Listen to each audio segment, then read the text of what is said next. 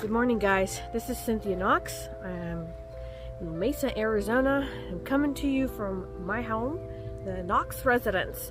So I live in Mesa, Arizona, borderline with Apache Junction, Arizona, and we are in zone 9B. And I'm going to take you through a little mini tour of my garden. And yes, I'm wearing a hat because even though I'm in Arizona, it is very, very cold. It is unusually cold. Well, not unusually. In the winters, we do get low 30s like we are right now. Actually, we're 38,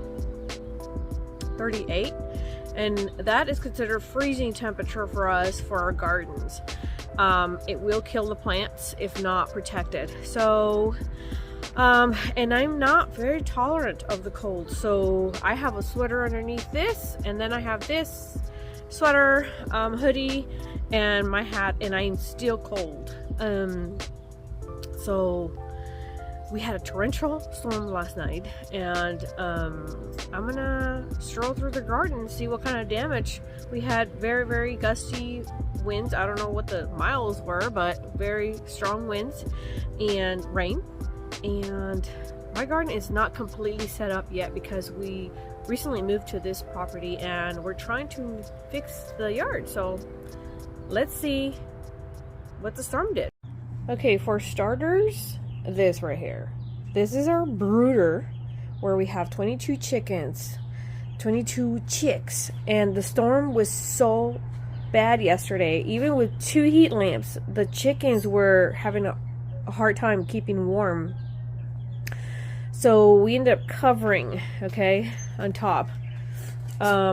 We put this plywood board there, and I put this bag of soil on top as well, and I put a blanket and plastic on top because the wind was I think it was coming inside these boards because you could see the red light from the lamp coming through.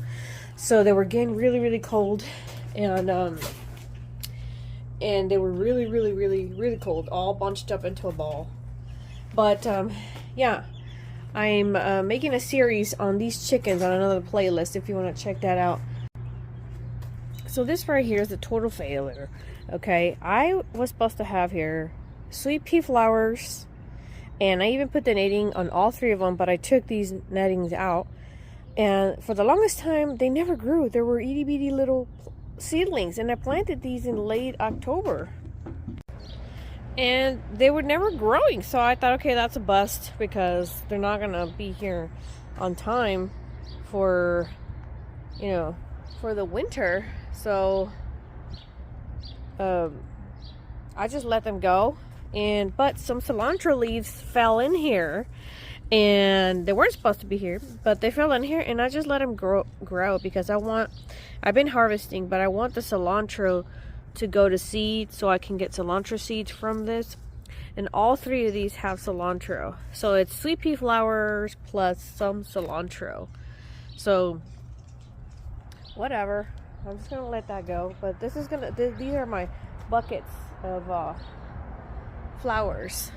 I'm planning on putting some zinnias in here. Like I said, we just moved to this property. The rain, look, I don't know if that's safe to put that much water in a peach tree. And then that's the peach tree. That's the I don't know, it's like a white peach.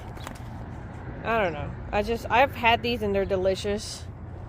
And this is a Pakistani mulberry. So I don't know if I should leave that water in there. I have no idea. I'll see. This is broccoli. I already harvested the big stems. I'm sorry, the big heads of broccoli. And I've just been harvesting little broccolis here and there for dinner. And I'm gonna just keep doing that. That seemed to be okay with the rain and the cold. My hands are freezing right now. There's a little orange tree. Been doing very well. It was okay with the rain. I think I'm gonna plant another one. Bought this from Home Depot. I bought the peach tree and the Pakistani mulberry from a nursery. But let me show you here. This used to be in my chicken pen when we had chickens, egg-laying chickens. And those that you see here are foxglove. They require a full year of growth first before they show flowers. So they're going to show leaves for a year first. Anyways, look, this is a netting from those flowers that I told you. This is where it landed with the wind. And there's another one over here. Right there.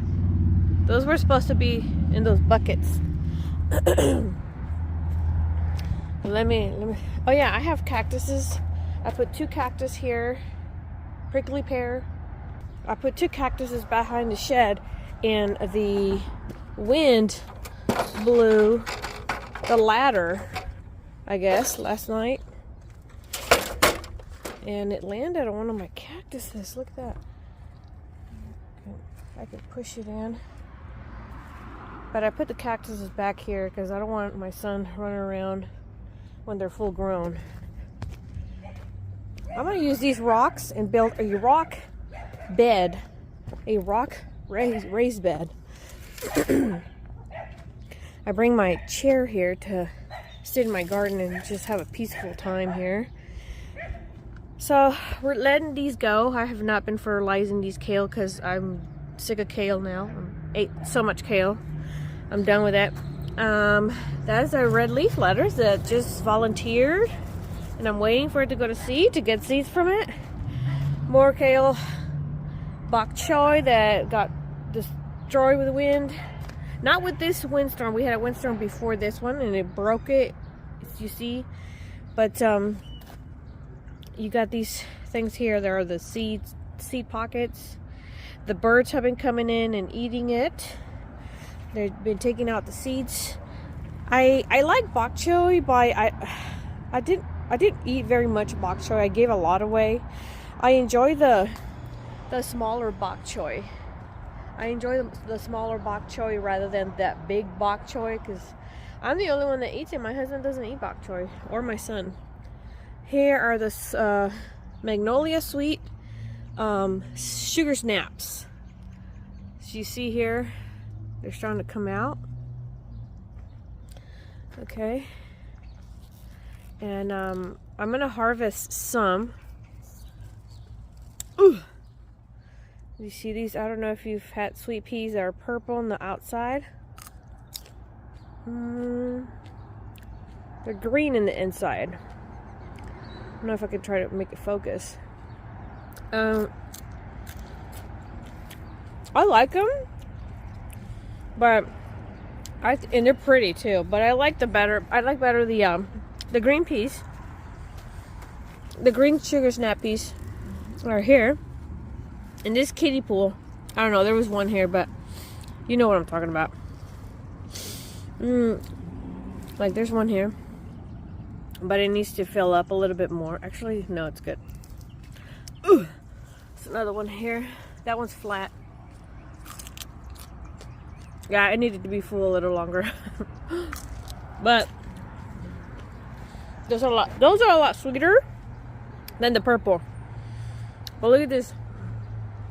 Look at what the wind did.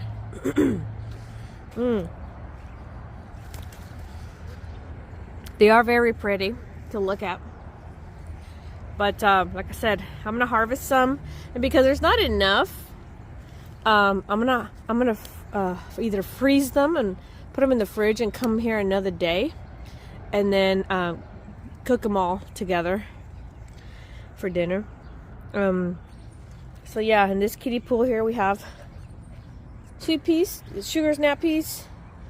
We have garlic growing in there.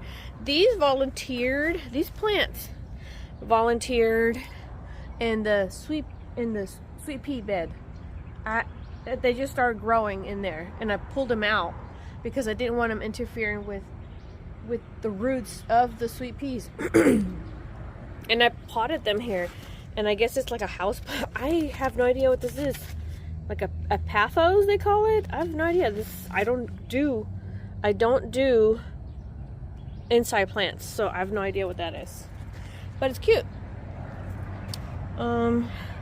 We have more cilantro here.